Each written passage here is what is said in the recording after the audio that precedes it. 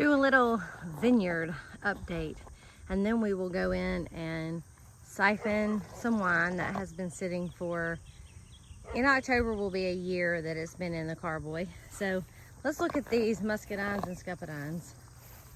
Oh, we already have some getting ready. Yes, ma'am. Oh yeah, look at my dogs. They're like, oh, can I have some? They actually like to eat them. They're gonna be they're ready soon. Soon. These will start to turn. They're so beautiful.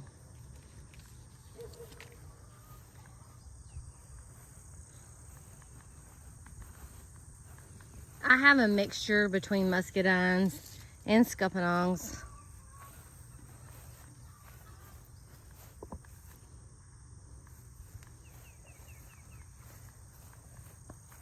In the same orchard, so if they cross-pollinate, it's fine with me. They're looking really good, really good. I did come out here and trim them about a month ago because the leaves were overtaking everything. It looked like a jungle, kind of like this, but it was way worse because it was like the whole thing was crowded with this. Ma'am, don't eat those. I know you want to. For some reason, they like to eat these as snacks. They're like a coyote or something. They just come out and eat berries and everything. They love all of it. But I think they look fantastic. Oh, there's a little bird nest in there.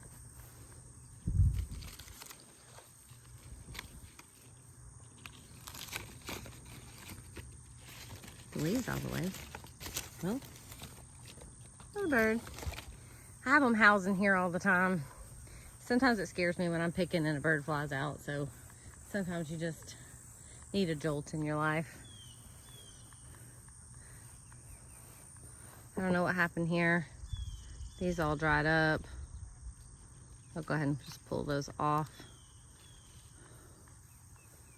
They're looking fantastic. They look a little on the small side, but they still got time to grow because it's not quite time to harvest them yet. So looking forward to that. And there's a link. I will try to link back to the making the wine video in the description box to show you the step-by-step how I do that. And then we'll go in and siphon some wine into other bottles today. Good morning, friends. This is Jack with Cowboy Farms, and I'm going to siphon wine that was made last October into some smaller containers. I will just put it into probably gallon containers right now, and then I'll move it to wine bottles. Once that settles, I'll siphon it again into a smaller, even smaller container. So here we go. Sorry it's going to be a distance. I do not have the best setup for filming in my kitchen because I have like this long, narrow kitchen, and no space. So we're gonna try to do this. Hopefully you can hear me. And yes, let's siphon this. There's 4 gallons in here in this 5-gallon carboy. So we're going to start siphoning it down. You always wanna set them lower than where you start because that will help you out tremendously. So let's get started. So first we have these pieces that go together.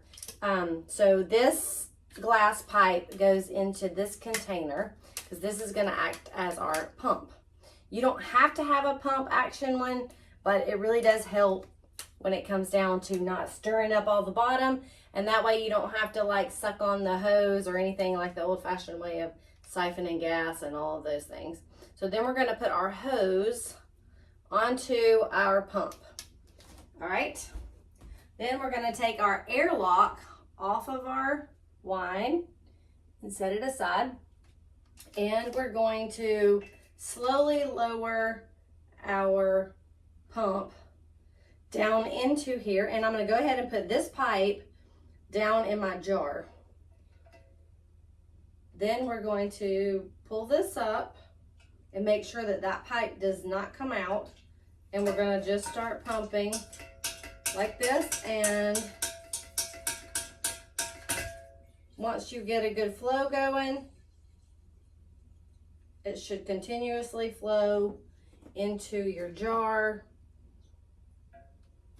I'm gonna come pan down so you can see this.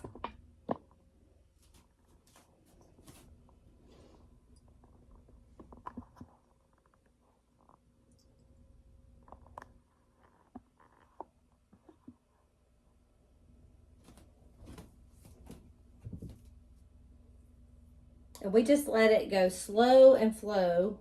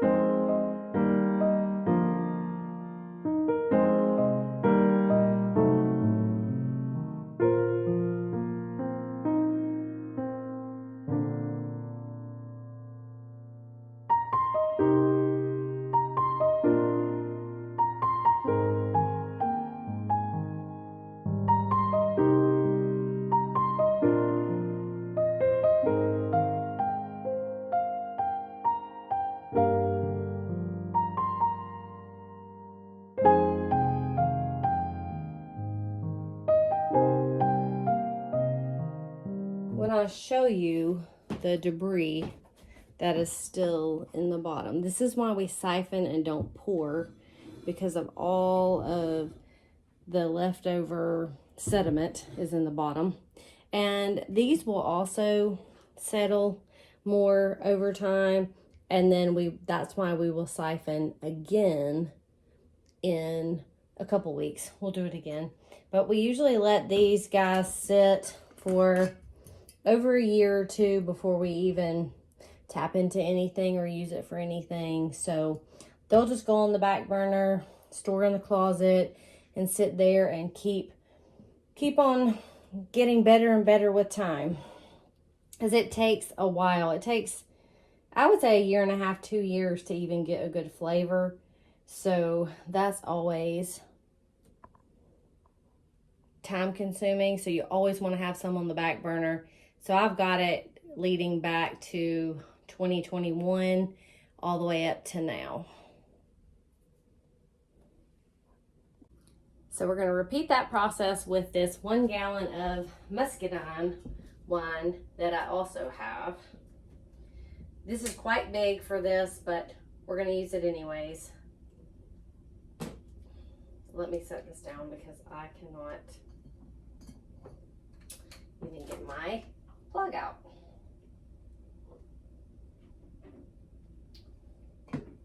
Difficulties. My hands are slippery. Let me grab something so that I can actually get it out. My hands are wet.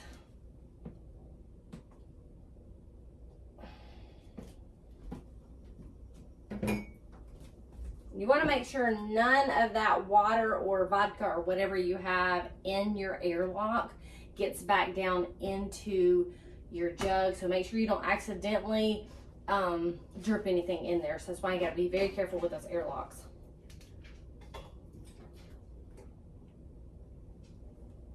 There's still scuppernong wine in here and we don't care. It's fine. We're just going to put that down in here, and then I'm going to take this and I'm just going to pump it a few times. Get that siphon going and just let it slowly filter down into our jug.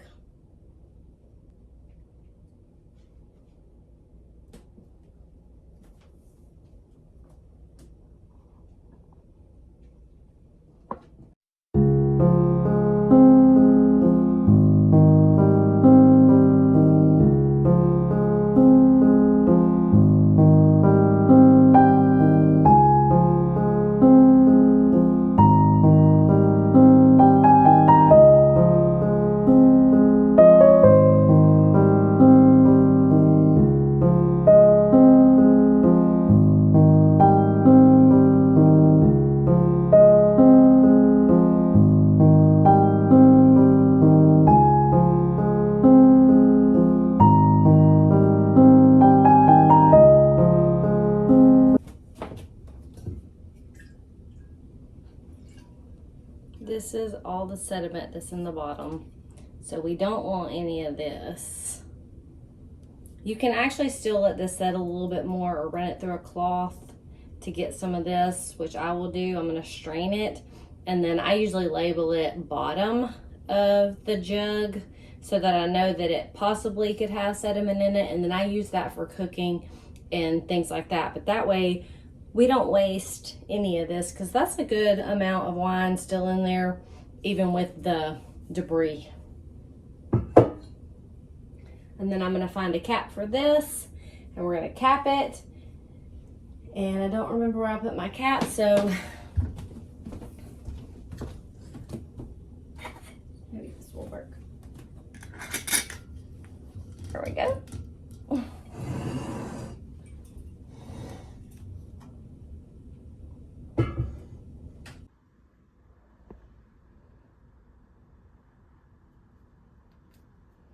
So we ended up with 2 full gallons, and I don't think these are exactly like a gallon.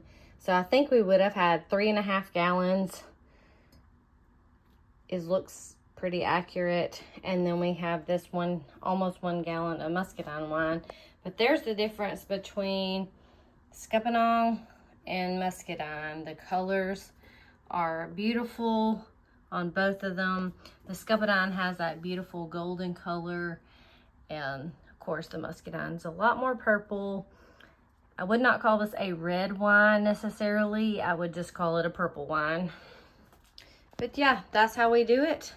And we will siphon this again if it needs to. Sometimes it does, sometimes it doesn't. The first couple usually don't need as much siphoning as the ends, but we'll come back and do that if we need to later on in the next month or so. The hardest part of this process literally is cleaning the jugs when you're done, because I do not have a brush that's long enough to go all the way to the bottom. So I have to go as far as I can, and then sometimes I have to put a rag in there the old-fashioned way and shake it around to clean it really well. But you want to clean it immediately so that you don't have that sediment hardening up inside your jug, because if you do that, good luck ever getting that back out. But a 5-gallon jug that's glass is very heavy and very hard to deal with. That's why when I can, I like to use gallons. I just don't always have enough gallons. So sometimes I have to move to the big boys, and that takes a lot of effort. Totally forgot to do a closing last night. I ended up having company come over and everything, so here I am jumping on here in the middle of editing and realizing that I didn't do this. But what I was going to say at the end is I thank you for watching, and I am going to try and find the video and link it in the description for the whole winemaking process if you want to follow along with that. I plan to do a ferment starter video as well coming up soon. It's going to be on my list of the next few weeks to get done, so that you'll see how to start that from scratch as well. And if you need it right now, then it's not my recipe. It is from Heidi at Rain Country, and so you could go look at her ferment starter, and that's exactly how I do it, just like she does. My wine recipe is the same as hers. That's where I got all of these great ideas from, and so that's how we continue to do it. It turned out fabulous, and I don't want to change it. So thank you guys for hanging out with me. God bless, and have a great day.